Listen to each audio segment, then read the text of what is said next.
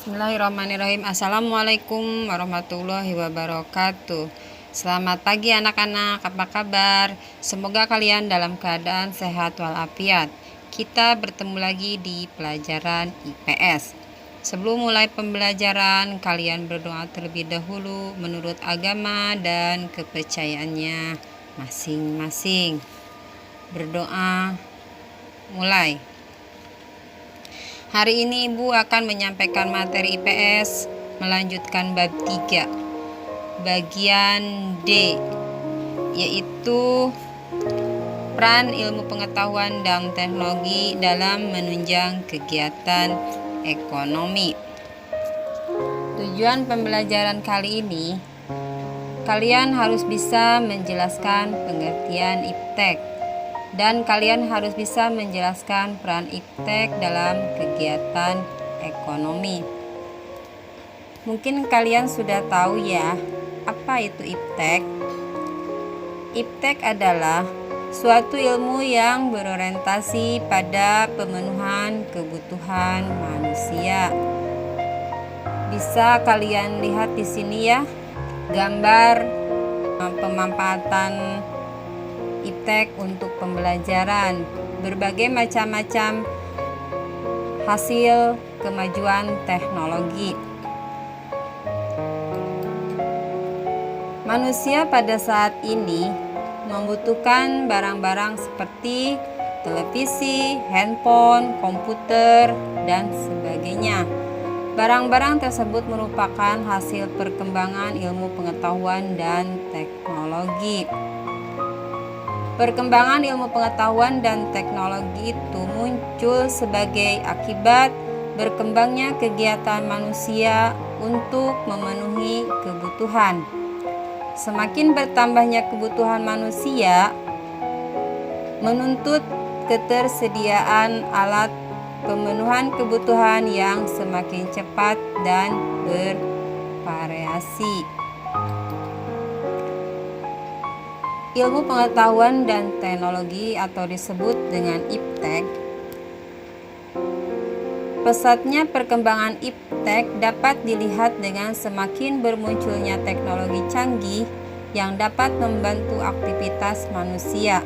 Perkembangan iptek dapat memfasilitasi kegiatan usaha semakin lancar sehingga dapat menimbulkan kesejahteraan bagi masyarakat. Namun demikian, perkembangan iptek memberikan dampak positif dan memberikan dampak negatif. Dampak positif dari perkembangan iptek adalah 1. Dapat terpenuhi kebutuhan manusia. Artinya, bisa mengurangi permasalahan ekonomi yang dihadapi. 2. Dapat membuat segala sesuatu lebih cepat dan mudah. 3. Dapat mempermudah untuk memperluas informasi. 4. Menambah wawasan pengetahuan.